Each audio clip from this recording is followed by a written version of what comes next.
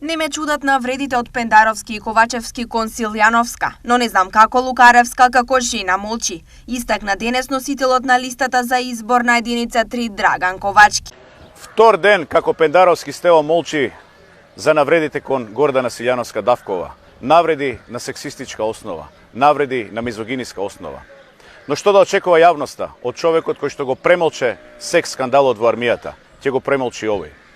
Ме изненадува тоа што молчи и Ковачевски, меѓутоа молчи и Сања Лукаревска, носителот на изборна единица број 3, која како жена треба да знае и треба да застане позади сите жени. Ова е напад на сите жени истовремено. Ги повикувам и Пендаровски, и Ковачевски, и Лукаревска веднаш да се оградат од овој настан. Председателот на СДСМ денес го осуди говорот на омраза кон политичарите. Сакам многу јасно да го осудам секој говор на омраза кој што е искажан кон било кој политичар или било кое лице во државата, особено кон жена. И сакам да упатам порака тоа веќе да не се случува.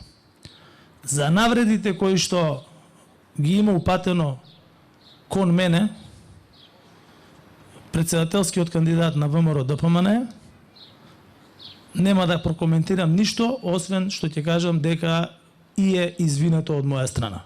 Обостраното обвинување за меѓусебни навреди, но и недостоен политички вокабулар во изјавите и соопштенијата од партиите се присутни од самиот почеток на кампањата, но досега ова е најсилната меѓусебна прозивка на темата навреди.